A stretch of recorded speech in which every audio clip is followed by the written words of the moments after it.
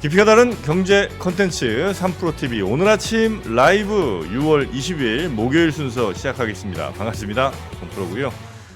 푸틴과 김정은이 아주 깊은 수준의 동맹 비슷한 뭔가 또 협의를 좀 한 것 같고요. 관련해서 주변국들의 우려가 좀 커지는 그런 뉴스들이 좀 많이 있는 것 같습니다. 과연 북한과 러시아 또 우리와 미국, 일본 등등 점점 블록화되는 세계가 좀 더 쪼개지는 그런 느낌으로 가는가 아닌가 하는 우려가 좀 있는데 어떻게 과연 우리는 더 적극적으로 또 우리가 주도적으로 어떤 위치를 점할 수 있을지 고려를 좀 많이 해야 될 그런 상황인 것 같고요. 자, 오늘 6월 20일 목요일 순서 먼저 우리 권순우 팀장과 함께 뉴스 살펴보고요. 박병창 이사님 오늘 시간 준비하고 계십니다. 그리고 오늘 심층 인터뷰 시간에 류종훈 기자의 또 아주 흥미로운 취재거리가 또 있으니까 그것도 함께 해주시면 감사하겠습니다.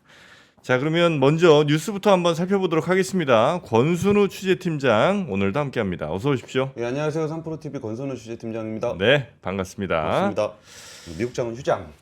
미국장이 그거죠? 그 노예 해방? 노예 해방 기념일. 기념일. 예, 네. 그런 걸로.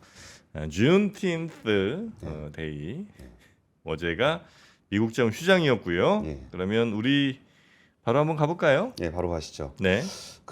어제 저출산 추세 반전을 위한 대책이라는 음. 제목의 정책이 발표가 됐습니다. 저출산은 정말 극복하기가 어려운 과제인 것 같아요. 네. 이게 왜 아이를 낳지 않느냐라고 묻는다면 한 100명 정도에게 물어보면 한 40가지 정도 이유가 있지 않을까. 이게 안내까레리나 법칙 있잖아요. 아하. 네, 행복한 가정은 모두 비슷한 이유로 행복하지만 불행한 가정은 모두 저마다의 이유로 불행하다. 네. 왜 아이를 3명 낳으셨습니까? 저요? 예. 저는 너무 궁금했어요. 유전자 조합이. 아, 이번엔 어떻게 나오나, 다음엔 어떻게 나올래나. 예, 그래서 하나 더 갈까 하다가 많이 고민 중입니다. 아직도 고민 중입니까? 기회는 열려 있으니까요. 그러게요. 네. 그러니까 저도 이제 아이 둘 낳는 것에 대해서 특별한 생각은 없었어요. 네. 그냥 뭐 둘은 낳아야지 라는 아, 정도. 그리고 이제 저기 있잖아요. 그러니까 나중에 저하고 와이프하고 죽으면은 네. 우리 애가 가족은 남매밖에 안 남지 않나, 형제밖에 안 남지 않나. 그거부터 생각하는 거예요? 그런 생각하면서 특별한 이유가 있어서 둘을 낳은 건 아니거든요. 근데 만약에 그러니까 낳지 않는 사람들한테 물어보면은 네. 정말 많은 이유가 있을 거예요. 그쵸. 뭐 예. 주거 문제, 경제 문제, 육아 문제, 뭐 이래저래 엄청 많을 건데 그러다 보니까 저출산 정책이라는 걸 좀 만들기가 참 어렵습니다. 네. 근데 일단은 그래가지고 저출산 대책이 어제 나온 것도 내용이 되게 많아요. 그래요? 예. 근데 이렇게 되게 많은 부분들이 있으면 사실 정책 효과가 조금 약한 측면도 있어요. 그러니까 분산되고 네. 또 사람들한테 뭔가 딱 이거다라는 인식을 주기가 어렵잖아요. 예전에 그 정프로님이 그 중국이 부양책 쓸 때 그 얘기 많이 하셨잖아요. 정프로가 이게 참 국회를 가야 되는데. 관심 있으십니까? 아닙니다, 아닙니다. 좀 기다리셔야 될 것 같은데. 왜요? 선거한 지 얼마 안 됐잖아요. 안 가. 예. 아니, 버스 타고라도 한번 안 갔다 가. 오시면. 그 근처도 안 갑니다. 그래서 어제 일단 뭐 정책들이 워낙 많았기 때문에 예. 몇 가지 정책만 좀 소개를 해드릴 건데 예. 일단은 주거 문제는 이제 대한민국 사회의 고질적인 문제잖아요. 사실 전 주거 문제는 진짜 심각하다고 봐요. 이게 젊은 세대가 결혼을 해서 살 때 주거를 집을 산다는 게 불가능하잖아요. 자기 돈으로 사는 건 불가능하죠. 그러니까 자기 돈으로 사는 건 불가능하죠. 사실상. 예. 그러니까 이제 부모 재산이 있어야만 결혼할 수 있다라는 얘기잖아요. 그러니까 기본적으로 뭐 10몇 억씩 되는 집을 어떻게 젊은 세대가 사겠어요? 돈을 아무리 많이 모은다고 하더라도. 그렇죠.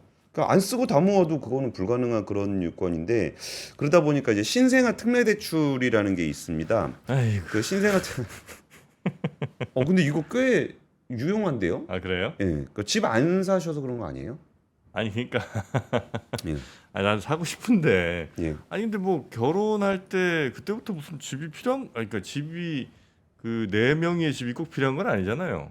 그렇죠. 전월세로 살면 되지. 예, 예. 예. 근데 그게 그렇지 않은 사람들도 많잖아요.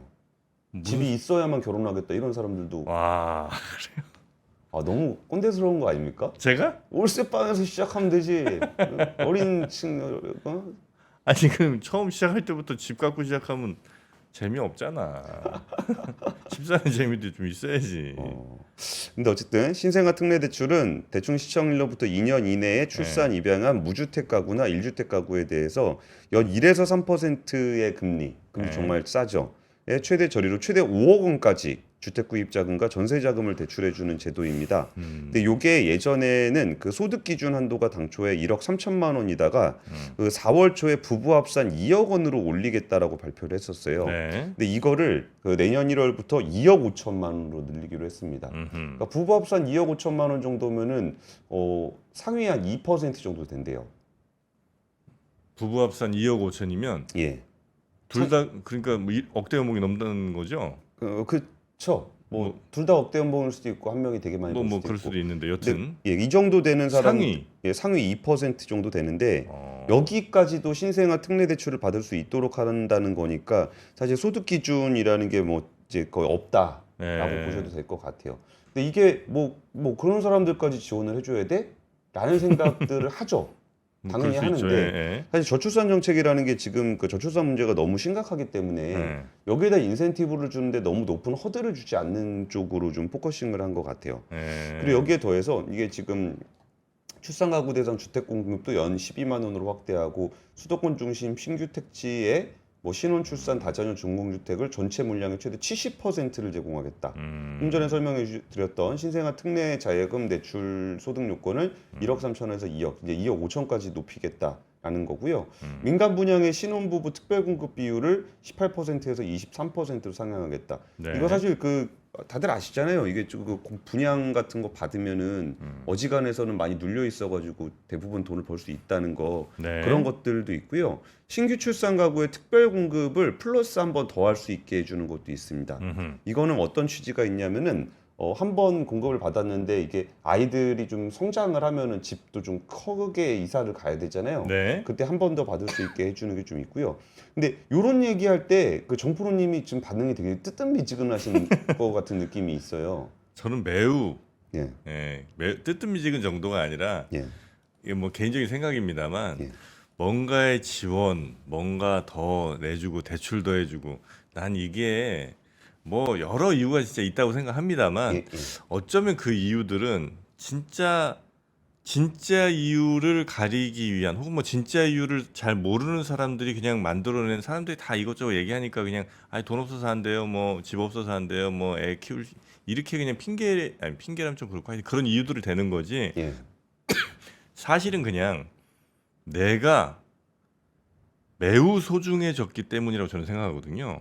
그러면 저출산 대책은 매우 너를 소중하지 않게 만들어줄게가 저출산 그러니까 대책일까요? 이건 매우 부수적인 것들이라는 거지. 이제는 그러니까 뭘 해도 그냥 안 낳는다는 거예요, 저는. 그럼 포기해야 되는 겁니까? 그냥 그 적게 낳는 거에 맞춰서 우리의 삶을 어떻게 잘 디자인할 건가를 그냥 고민하는 게 맞지. 여기에서 어떻게든 뭐 더 낳게 하려고 아니 지금까지 20년 동안 얼마나 많은 정책들에 얼마나 많은 뭘 해봤습니까? 안 되잖아. 그러면 저출산 대책 뉴스 하지 말까요? 아니 그건 아니. 이런 거 한다는 건 이제 우리 알아야 되는데 네. 그 큰 의미는 난 없을 것 같다. 근데 정프로님 말씀이 맞아요. 그 사실 인구 정책 하시는 분들이 그 얘기를 모르진 않잖아요. 예. 근데 그게 적응할 수 있는 시간이 필요해요. 그러니까 사람이 줄어든다라는 부분에 대해서 이걸 다시 인구를 늘리겠다라고 생각하는 사람은 정말 아무도 없어요. 모든 전문가들이. 근데 이 출산 속도가 너무 빠르게 속도가 줄어들게 되면은 기존에 있는 사회 인프라나 제도가 아예 붕괴가 돼 버려요. 그러니까 이렇게 해서 그 줄어드는 속도를 늦출 수 있냐는 거예요, 나는. 근데 정프로님 말씀을 들어보면은 그 넷두라는 거잖아요. 그러니까 차라리 지금 있는 점점 줄어든 인구에 그 돈을 예. 돈과 노력을 점점 줄어드는 인구에 맞는 우리 시스템을 예를 들어 지금 살고 있는 사람들이 어떻게 조금 더 괜찮은 삶을 살지 이걸 이제 더 연구해서 거기에 돈을 투입하는 게 맞지. 예. 자꾸 나라고 거기에 엄청난 돈 써봐야 별로 헛돈 쓰는 거일 가능성이 매우 높다. 예, 예. 그런 생각을 개인적으로 하는 겁니다. 그렇죠. 네. 그죠. 그러니까 저출산의 이유는 워낙 네. 많으니까요. 네. 그 세금도 깎아줍니다. 정부가 결혼에 대한 인센티브로 혼인신고 특별세액공제제도 도입하는데요. 네. 이거는 아무래도 세제 관련한 부분이라 숫자가 명확하진 않은데 100만 원 규모의 결혼 특별세액공제를 신설하겠다라는 내용도 있습니다. 그리고 이제 자녀세액공제 금액도 각 10만 원씩 확대를 하는데요. 현재 자녀가 8세 이상 2명을 둔 거주자는 네. 35만 명의 소득공제, 세액공제를 받을 수가 있습니다. 정부 안대로 보면 자녀가 2명인 경우에는 공제가 55만 원으로 공제액이 늘어나고요. 네. 그 자녀가 3명인 경우에는 최대 65만 원에서 95만 원으로 확대가 됩니다. 뭐 이런 것들은 또 3명 가지고 계신 거기에 세액공제 범위 확대가 되고요. 네.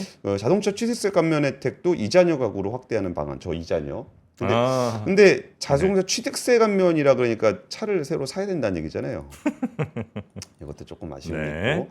그리고 이제 아이 돌봄 문제도 사실 돌봄 문제는 저도 지금 이제 애 초등학생 됐는데도 지금도 힘들어요. 힘들죠. 열감기 맞아요. 걸려가지고 학교 못 가게 되면 와이프가 일을 하는데도 계속적으로 좀 케어를 또 해야 되는 상황이 되고 네. 그러다 보면 이게 누적이 되면은 서로 그렇지 않다는 거 알면서도 이제 너만 일하냐 가정부라 생기고. 가정부라 생기고 그래도 아침 방송은 해야 되지 않겠냐 그러면 네. 너만 일하냐 그러면 사실 할 말은 없죠. 근데 사실 그런 아침 방송 하지 말란 얘기는 아니잖아요. 네. 근데 그러면서도 이제 서로 감정적인 부분들이 있는데 네. 여기에 대해서 그 0에서 5세까지 단계적 무상교육 보육 실현에서 임기 내에 3, 4세까지 확대하겠다라는 게 있고요. 유치원 어린이집 모두 충분한 운영 시간을 보장하겠다. 이게 8시간 플러스 4시간인데 이게 항상 문제예요. 그러니까 그러니까 물론 어린이집 선생님들도 퇴근을 하셔야 되겠지만 네. 그럼 그 시간 맞춰서 챙기는 게 좀 쉽지 않거든요. 그리고 이제 초등학교를 갔다고 해서 그러면 걔는 그러니까 저도 어렸을 때 초등학교 때부터 버스 타고 학교 다녔거든요. 근데 요즘에 그런 아이들은 없을 겁니다. 네네. 근데 그런 부분에 있어서도 이제 늘봄학교, 돌봄학교 이런 것들을 확대하는 거 그런 부분들도 좀 적용이 되는데 이게 사실 그 하나하나 설명드리기에 모든 사람이 대상이 아니기 때문에 그런데 요거 하나하나가 그 닥친 상황에 있는 분들한테는 되게 중요한 점들입니다. 중요하죠. 네. 그러니까 진짜 당장 육아의 가장 고통스러운 점은 24시간 중에 빠지는 시간이 없다는 게 문제예요. 그러니까 잠깐 1시간이라도 비게 되면은 네네. 1시간 비는 시간을 누군가는 채워줘야 된다라는 거죠. 근데 차라리 뭐 8시간씩 꾸준하게 비면은 사람을 쓰겠는데 갑자기 1-2시간 비는 거 그게 오히려 진짜 힘들고 이러니까 애 안 낳지 소리가 나오게 되는데 그런 부분들에 대한 것들도 좀 이렇게 확대가 좀 되고 있습니다. 그리고 육아휴직급여 같은 경우도 네. 지금은 통상임금의 80% 월 최대 150만 원으로 한정이 돼 있는데 이거를 최대로 계산을 했을 때 보면은 한 2,310만 원 정도까지 확대가 됩니다. 1년간 육아휴직을 하게 되면은 근데 사실 이게 육아휴직이라는 게 뭐 이게 뭐 어느 정도 주는 것도 굉장히 중요하겠지만 이게 직장에서 네. 또 이게 한 명 육아휴직 가면은 데미지가 크죠. 데미지 크죠. 그리고 예. 이제 사람을 새로 쓰는 것도 좀 애매하고 그렇죠. 복귀할 수도 있고 근데 또 나. 그런 경우 상당히 많잖아요. 이게 뭐 악용은 아니지만 하여튼 그거를 정말 잘 활용하시는 분들이 또 예. 계시더라고요. 특히 이제 뭐 교사분들 제가 뭐 이건 들은 얘기니까 근데 정말 그 기간을 귀신같이 잘 맞추셔갖고 한 몇 년을 그냥 맨 처음에 뭐 임신 출산 관련된 휴직에 또 육아 휴직에 이렇게 잘 활용하셔갖고 계속 그 직은 유지하고 급여는 받으면서 예. 쭉 그래서 이제 그 임시로 교사분들 또 어쩔 수 없이 이제 채용해야 되잖아요. 아예 예. 그냥 정규직 교사를 채용할 수는 없고 기간직 교사를 또 채용해야 되는 뭐 그런 또 학교들의 어려움들이 예. 또 있더라고요. 네. 근데 그런 부분들이 사실 악용이라고 표현하고 싶진 않아요. 이거 악용 아니죠. 그러니까 예. 정프로님이 그렇게 하셨다는 게 아니라 예. 그러니까 그거를 받아들이는 것도 제도가 정착되는 과정인 것 같아요. 네네네. 아까 정프로님이 이런 상황을 우리가 어떻게 받아들이고 적응해 갈 것인가에 대한 어떤 그런 고민들이 많이 필요하다는 말씀을 해주셨었잖아요. 그러니까 이게 애 육아휴직 가는 것들에 눈치 주는 그 문화가 과거에 우리가 가지고 있었던 문화거든요. 네. 근데 이게 지금은 그런 문화로 정착되는 과정을 어떻게 만들어갈 것인가가 되게 중요해요. 어쩌면 그게 당연하다라고 생각을 해야 될 수도 있고. 네네. 근데 그 전에 문화로 생각하면 그 있잖아요. 그 애 출산해가지고 휴가 낸다 그러면 맨날 선배들이 야, 네가 애 낳냐? 뭐 이 얘기 맨날 하시고. 아빠들. 네. 그거 며칠 되지도 않잖아요. 뭐 3일인가 휴가 주는 거에. 네, 그래요. 그리고 제가 아니 우리 와이프 제왕절개 해가지고 회복하는데 시간 좀 더 걸린다. 그럼 네가 애 낳냐? 그러면 가는 입장에서도 찜찜하잖아요.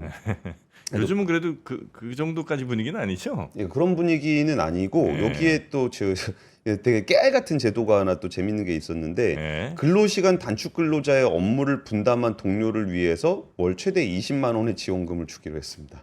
그러니까 이거 하나하나가 진짜 애 낳는데 도움이 되냐라고 할 수도 있을 건데 네. 이렇게 뭐 작은 거 하나까지도 좀 고민을 하고 있다라는 거고 그럼 자금은 어떻게 마련할 것인가 이게 사실 되게 고민이 많이 되는 부분이거든요. 네. 그러니까 인구 위기 대응 특별 회계를 신설을 한다라는 건데 이게 구체적인 규모나 방식은 아직 정해지지 않았습니다. 왜냐하면 이것도 정치의 영역이거든요. 네네. 국회에 가서 심의를 받아야 되는 게 굉장히 많아요. 그래서 여기에서 이제 아까 좀 전에 말씀하셨던 그 저출생 대응으로 분류된 예산이 47조 원이라는데 그거를 체감하는 사람이 거의 없다라는 겁니다. 네. 이게 보건복지부, 교육부, 여성가족부 여러 부처로 분산돼 있고 유사 사업들도 굉장히 많기 때문에 직접 관련성을 기준으로 재분류를 할 경우에는 23조 5천억 원으로 줄어들게 되고 그리고 이게 뭐 중복되는 것도 있고 아니면 누락되는 것도 있고 막 하다 보니까 이런 것들을 좀 통합할 수 있는 그런 것들을 하겠다라는 거예요. 저출생 대응 기획부라는 거를 신설을 하려고 그러는 건데 부처를 새로 만드는 것도 국회에 가서 법을 바꿔야 되는 그런 영역이 있기 때문에 아직까지 이 부분들 결국은 또 그러니까 이 정책이 맞는지도 잘 모르겠으나 이 정책을 시행하려고 하더라도 국회에 가서 과연 지금 정치 분위기에서 제대로 수월하게 진행이 될지도 조금 불확실성이 있다라는 네. 생각이 좀 듭니다. 근데 정부님 아까 뉴스 전하다가 한번 여쭤보고 싶었었는데 네. 그게 적응한다라는 거, 그러니까 저출생을 줄어드는 거를 빨리 적응시킨다라는 거는 네네네. 좀 어떤 아이디어들이 있을 수 있을까요? 어떤 아이디어들이 있겠느냐? 네. 그러니까 이제 인구 구조가 점점 이제 그러니까 젊은 아이들이 이제 없어지고 젊은이들이 줄어들고 그다음에 이제 노인과 이제 좀 중장년층들이 인구 구조에서 전체로 많이 차지할 거 아니에요. 예. 그러니까 이 사람들이 예를 들어 이제 퇴직을 하는데 전체 일할 사람들이 점점 줄어들 테니까 그 뭐 좀 퇴직하는 이후에 뭔가 그 사람들이 또 다른 이 사회에서 일할 수 있는 뭔가 자리를 좀 마련한다든지 재교육이라든지 정년 연장? 뭐 정년 연장이 될 수도 있고요. 예. 예, 그래서 이제 점점 일하는 사람들이 전체적으로 조금 이렇게 뒤로 가는 그런 거를 뭐 적응을 시킨다든지 뭐 그래야 되지 않을까. 그리고 인구가 줄어들면 아무래도 또 소멸되는 도시들 이런 데들이 있을 테니까 그렇죠. 그런 도시들을 어떻게 그런 지역들을 어떻게 활용을 할 건지 아니면 뭐 방치를 할 건지를 선택을 또 해야 될 거고 그런 것 등등이 아마 굉장히 많은 비용이 거기도 아마 들 텐데 그렇죠. 그 비용과 지금 이제 출산율을 끌어올리는데 들어가는 비용을 생각한다면 나는 차라리 전자 쪽이 더 낫지 않나 하는 생각을 이제 하는 거죠. 알겠습니다. 그러니까 적응 정책 쪽에 좀 더 네네네네. 예산을 투입하는 게 맞는 것 같다라는 말씀이셨던 것 같습니다. 아니 만약에 출산 대책으로 뭔가 효과가 나오면 뭐 그것도 할 만하죠. 예. 해볼 만한데 그거 효과는 별로 없는 것 같더라. 왜냐면 이제 안 낳는 이유랑 지원하는 것과 매치가 서로 잘 안 되기 때문에 예. 아니면 이제 그 매치가 안 되더라도 아예 그냥 크게 가버리면 되지. 예를 들어서 오케이 그럼 서울에 뭐 집 한 채씩 줄게 애 하나 낳으면 그냥 그럼 낫겠죠. 다 모아가지고 그냥 애 하나 낳으면 1억, 둘 낳으면 2억, 뭐 아니 3억 그렇지 그렇게 하면 될 수는 있을 것 같은데 음. 그렇게 해서 낳는 게 과연 또 이게 우리가 삶이 행복해지는 거냐 하면 꼭 그렇진 않을 것 같아서 저는 이제 그런 생각을 하는 겁니다. 알겠습니다. 네. 이제 두 번째 뉴스로 두 번째 넘어가겠습니다. 뉴스입니다. 두 번째, 세 번째 뉴스는 그냥 기존에 나왔던 뉴스를 이렇게 꽉꽉 눌러 담으려고 했었는데 네. 전기차 캐즘에 대한 고민들이 많아요. 2차 전지 주식 가지고 계신 분들 진짜 어디 가서 말도 못하고 되게 좀 끙끙 앓고 계실 건데 사실 언제 뭐 단기간에 반등할 거다라고 뭐 할 수 있는 기대치는 없으나 그 장리나 포스코 그룹 회장이 취임 이후 처음으로 이제 그 공개적인 기조연설에 나섰어요. 미국 뉴욕에서 열린 글로벌 스틸 다이나믹스 포럼에서 기조연설을 했는데 포스코가 가는 방향성은 명확합니다. 장리나 사장이 뭐라 그랬냐면은 자동차 시장은 결국은 전기차로 전환이 될 거다. 네. 시간의 문제일 뿐이고 캐즘이라는 지금 약간 수요가 둔화된 이 시간은 어쩌면 그 지금까지 그 전기차와 2차전지 시장은 너무나 급하게 달려온 경향이 있어요. 네. 진짜 막 투자도 너무 무리해서 했던 투자들이 있고 막 서로 그 막 공포가 있었던 거예요. 이거 빨리 안 하면 안 된다. 그래가지고 그냥 뭐 다 같이 그쪽으로 달려갔던 그리고 나서 좀 수요 둔화가 되니까 오히려 지금을 좀 한 호흡 돌리면서 내실을 다지기 위한 기회로 삼겠다. 그러면서 신규 투자는 계속적으로 하겠다라고 얘기를 하고 있는 건데 네. 이 얘기에서 제가 되게 주목하는 포인트는 사실 포스코 그룹 같은 경우는 정말 그 뭐 리튬이라든지 흑연이라든지 여기에 가장 기본이 되는 원자재부터 최종단까지에 대한 공급망을 만들어가고 있는데 포스코의 주가를 보면은 지금 주가 차트를 제가 따로 준비하진 않았는데 굉장히 많이 올랐다가 그러니까 작년 23년 7월에 거의 65만 8천 원 까지 올랐다 지금 37만 3천 원이에요. 네. 그러니까 이게 어떤 시장의 기대를 반영한다라고 본다면은 포스코의 이제 리튬 생산이라든지 이거는 아직 본격적으로 대량으로 시작도 안 했어요. 근데 이미 캐즘이라 그래가지고 실망을 하고 있는 상황인데, 네. 그러니까 이게 그런 문제라는 거예요. 그러니까 그저 굉장히 단단하게 지금 이 공급망들을 만들어가고 있는 과정이 우리가 크게 기대했다가 갑자기 훅 꺼지는 그런 상황인데. 그럼 포스코 그룹은 야 기대가 떨어졌으니까 안 할 거냐라고 했더니 그런 게 아니고 자기는 오히려 지금을 내실을 다질 수 있는 기회라고 생각을 한다라는 겁니다. 네. 그러면 이제 다시 전기차에 대한 2차 사이클이 온다 그러면은 어떤 회사들이 정말 그 캐즘을 넘어가지고 정말 단단한 2차전지의 그 상황으로 갈 것인가라고 본다면은 제가 보기에는 중국과 분리된 공급망을 갖출 수 있는 회사 네. 이게 1번이고 두 번째는 전기차를 제대로 만들 수 있는 회사와의 공급망이 돼 있는 회사. 그러니까 여기서 내가 얼마나 좋은 제품을 만드느냐보다 이 생태계 내에서의 내 역할 그리고 우리의 구성원들의 역할이 얼마나 경쟁력이 있느냐가 훨씬 더 중요해졌다라는 거예요. 네네네. 그래가지고 이제 그 부분에 대해서 진짜 전기차를 좋은 전기차를 만들 수 있는 자동차 회사와 단단한 공급망을 가지고 있고 이 공급망 전반적으로 중국을 배제하고 갈 수 있는 공급망을 갖춘 회사가 2차 사이클에는 관심을 받을 건데 네. 그거의 내실을 다지고 있는 게 지금 시기다. 그리고 지금 유럽에서 인터 배터리 이제 시작하거든요. 그러면은 여기서도 이제 뉴스들이 좀 나올 거예요. 네. 그러면은 여기서 그 되게 세밀하게 보셔야 될 거예요. 그러니까 이거를 걔네가 그냥 발표하는 내용 그 자체로 보는 게 아니라 이게 앞뒤로 어떻게 연결이 되는지 네. 것들에 대한 맥락을 좀 보셔야 될 것 같고요. 그리고 LG전자 같은 경우도 지금 이번에 그 차지 포인트하고 그 전기차 충전기 관련한 사업 같이 하기로 했거든요. 차지 포인트가 미국의 1위 업체예요. 충전기 업체.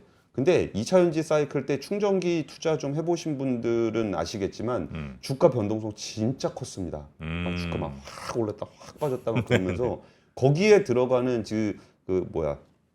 인버터, 컨버터 이런 것까지 진짜 우리가 세밀하게 봤었는데 정작 이게 본격적으로 되는 시기에는 우리가 지금 관심은 별로 없어요. 네. 근데 지금 미국 같은 경우에 내비라 그래가지고 미국산 충전기에 보조금 주는 프로그램들이 있는데 네. 여기에 부품의 55% 이상을 미국 현지 조달해야 되는 그런 프로그램이에요.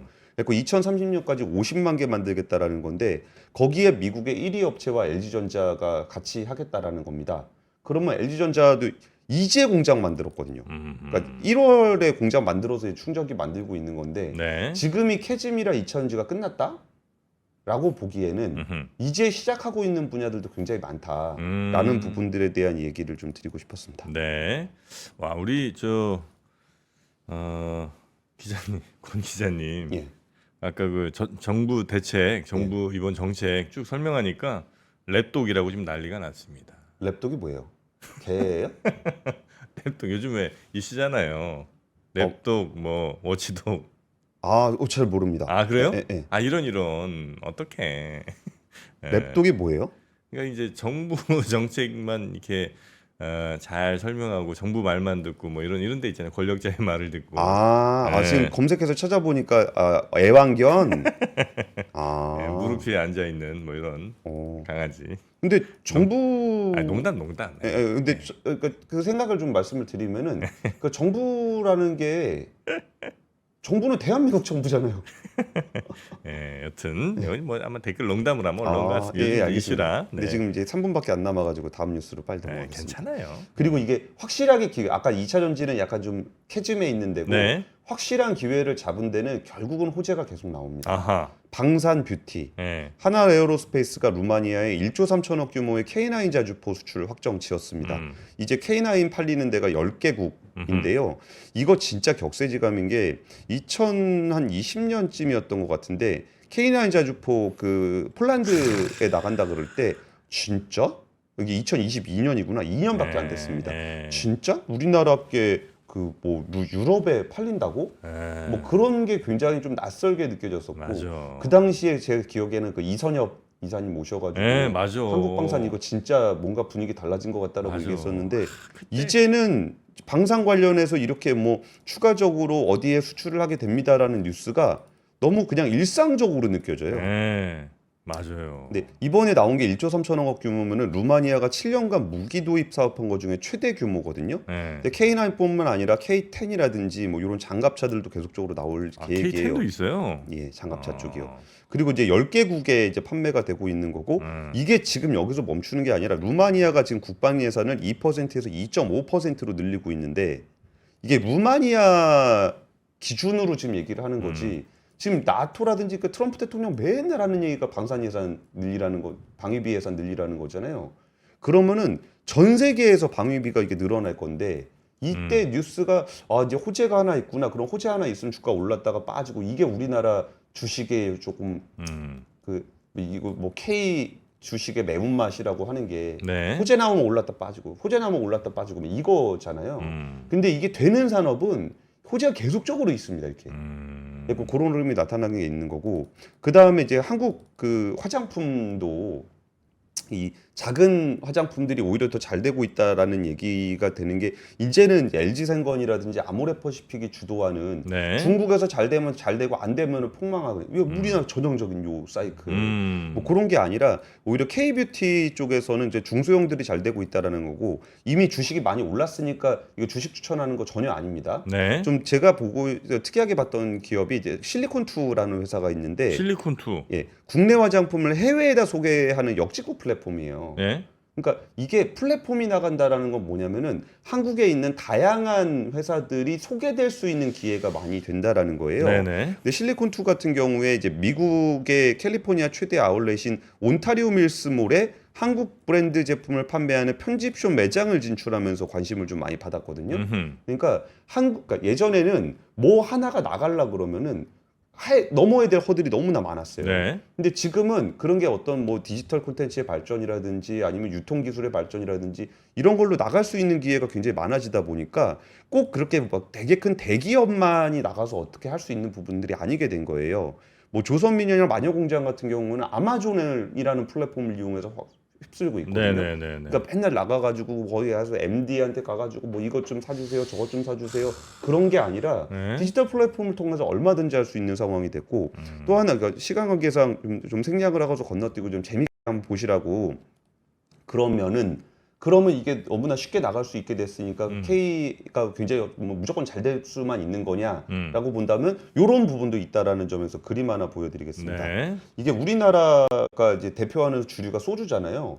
동남아에서 소주가 그렇게 인기가 많대요. 동남아에서? 네, 첫 잔은 원샷이다. 이게 동남아에 버젓이 써 있습니다. 저 무슨 소주예요, 저게? 이거 먹으면 안 됩니다. 절대 먹으면 안 됩니다. 니르바나? 예, 이거 꼭 기억하세요. 먹으면 절대 안 됩니다. 왜? 이 대마 표시 있죠. 이 대마 들어간 겁니다. 이거. 대마 들어간 이거 소주. 한국 소주 아니에요. 그래요? 예, 태양, 찾을수록 이거 다 한국 소주 아닙니다. 찾을수록. 예, 이게 동남아에서 만든 소주예요. 진짜. 한국 소주가 인기 있다 보니까 그 비슷하게 만든 거군요. 예. 근데 이런 건 짝퉁이라고 보기도 되게 어렵고. 그렇지. 제가 항상 얘기하잖아요. 우리가 일식을 먹는다고 해서 일본이 돈을 버는 건 아니다. 그런 것처럼 이런 부분들도 이제 우리가 고민해야 될 정도로 한국의 어떤 다양한 제품들이 세계적인 관심을 받고 있다. 그래서 이런 뉴스들은 앞으로도 계속적으로 이어질 추세를 가지고 있는 것 같다라는 말씀을 드리겠습니다. 아까 그 뭐였죠? 무슨 처음처럼 비슷한 게 찾을수록? 예. 찾을수록. 이름 잘 졌네. 찾을수록 태양 그다음에 니르바나. 이건 이제 열반에 오른다 뭐 이런 뜻인가? 그렇죠. 대마 들어가 있으니까. 그래요. 예. 근데 뭐 되게 많아요. 뭐 건배 뭐 이런 것도 있고. 야, 동남아 대박. 예? 대박. 대박. 네, 참 좋은.